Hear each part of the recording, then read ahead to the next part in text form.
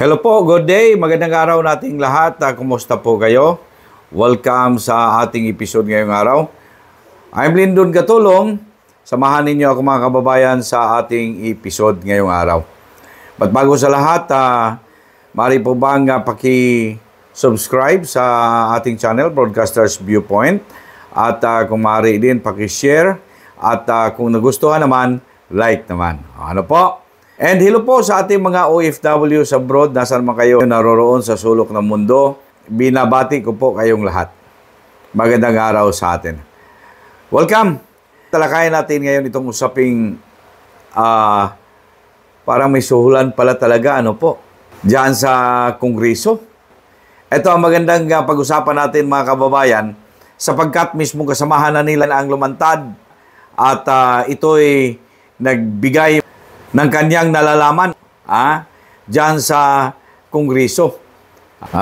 Maganda ito mga kababayan sapagkat ito ang kinakailangan nating malaman kung bakit ang ating mga miyembro ng Kongreso suporta talaga sa kanilang leader. Hindi naman masama Hindi naman masama kung suportahan ang leader. Siyempre, leader ninyo yan. Ano po?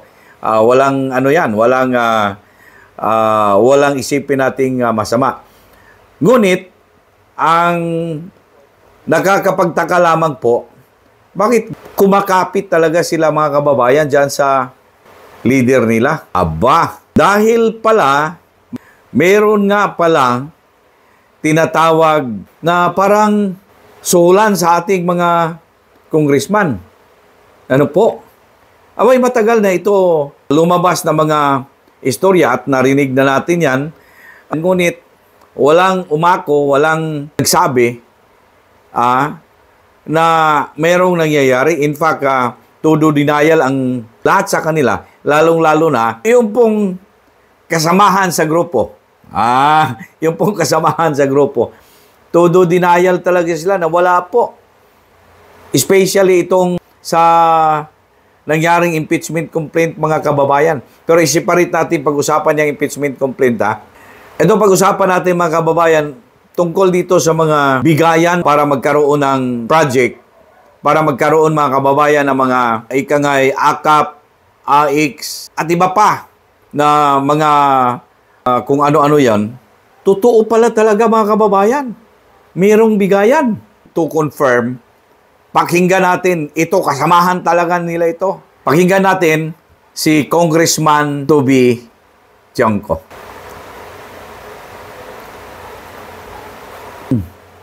Sa Servicio Fair? Totoo yun. Nabigyan ako, pumunta ako O ngayon, kung sinong congressman ang tanging pagtalo na hindi totoo, pakitaan tayo ng cellphone. Sige, sabihin mo, pumunta siya dito. Pag sumama ka doon, meron kang 7 million AX, 7 million MAIF, 7 million tupad yata. Congressman, makikipagtalo sa akin na hindi totoo yan. Pakitaan kami ng cellphone. Papakita ko may message yan na makikibig sa'yo. Lagot kayo dyan. May hamon pa siya na, sige, kung hindi kayo maniwala, magpakitaan tayo ng mga cellphone. Talaga itong si Congressman Toby, naku po, mabigat yun. Kaya pala, ganon mga kababayan kapit sila. Kasi mayroon nga pala talaga, di ba, before pa man sa nakaraang eleksyon, may mga lumabas, even after sa eleksyon, di ba may mga lumabas na istorya mga kababayan na nagkabigayan? Di ba meron silang tinatawag na 777? Ano po? 7 million sa AX, 7 million sa, Tupad, 7 million sa Kasaysa. Basta 777. Di ba lumabas yung issue na yun mga kababayan?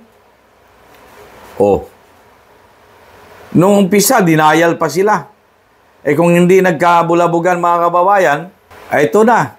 Lumabas na talaga ang katotohanan mga kaibigan. Ano po? Yan, sabi na nga Meron yan.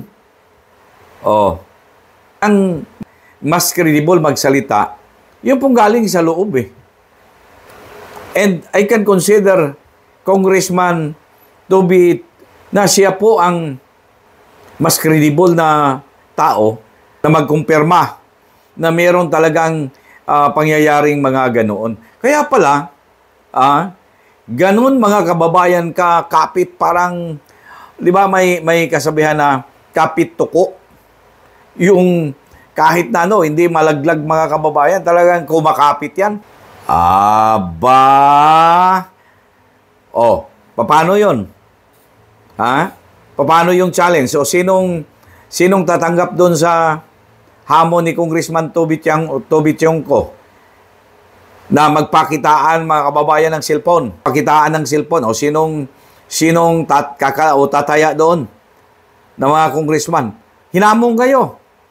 Kasi panay negate eh. Panay sabing wala. Hindi totoo yun. Ngayon, galing na sa mismong kasamahan ninyo. Yung campaign manager pa ninyo dati nung nakaraang May 2025 local and national elections. Paano yan ngayon? Sino ang matapang diyan ng mga congressman? Yung kasamahan nila. Even yung mga congressman ngayon na kumakapit yan mga kababayan sa leadership ni speaker.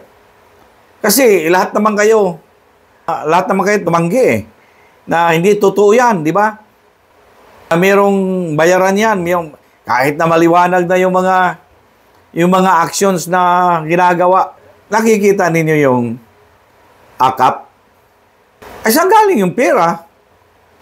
Grabe yung akap, di ba? Hindi mo maintindihan kung saan galing ang pera eh. Ano po? Hindi mo maintindihan kung saan galing ang pera. Nung lumabas ang issue, sabi nila, hindi yan galing kay hindi galing, walang promisa, galing yan kay speaker. Eto na.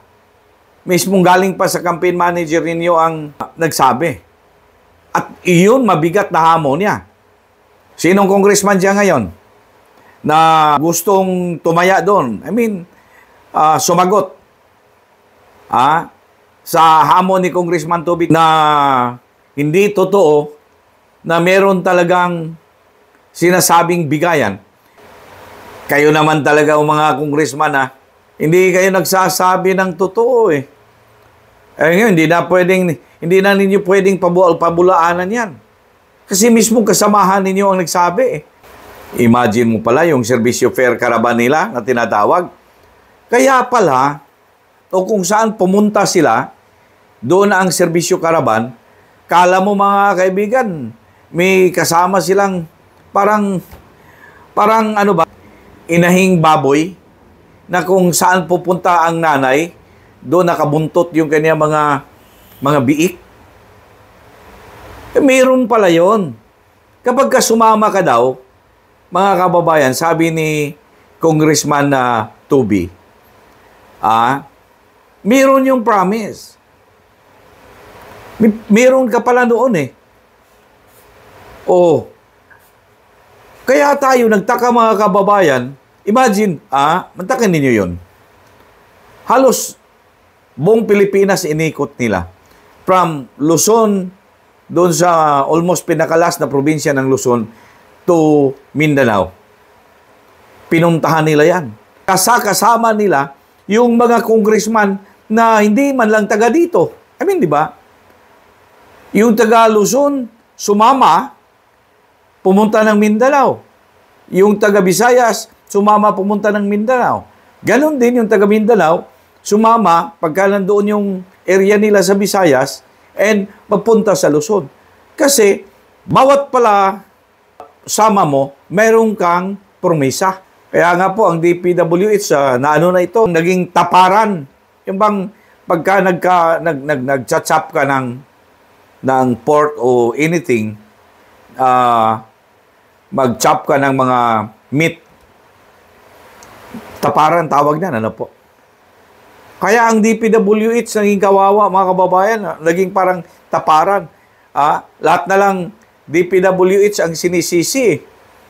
Kasi, if yung promisa na ganitong halaga, doon mo kukunin sa DPWH, pero sigurado ka na, meron ka as promised. Grabe talaga, Tatandaan ninyo yung sinabi ng presidente sa kanyang zona, mga kababayan, na hindi niya aprubahan ngayon sa 2026 budget. Di ba nagalit yung presidente? Kasi the past mga taon, mga kababayan, may program na pinasok nila, linagyan ng budget na wala sa National Expenditure Program, mga kababayan, ng ating nasyonal na gobyerno. Di ba nagalit si presidente? Ang sabi niya, mga kababayan, tututukan niya ang paghahanda ng budget, mga kababayan, for 2026. Ang sinabi niya, lahat ng mga nakapasok, lahat ng mga lagyan ng bigyan ng budget, dapat naka-align sa National Expenditure Program. Kasi yung noon, mga kababayan, yung ang issue di ba? Na ang dali, mga kababayan, ng pera, puntahan mo lang DPWH Kadalasan doon, ginagawa nga ng taparan ang DPWH. Doon ibabagsak lahat, mga kababayan, ng pera.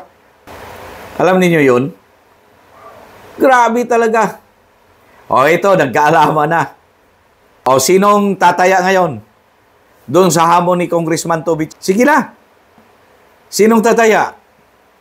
Yung matapang na congressman na kumakapit parang tuko. Kaya pala ganun sila kakapit doon kasi parang Santa Claus pala si speaker No wonder, yung kanyang pinsang buo si Senator Amy Marcos, nagsabi, di ba?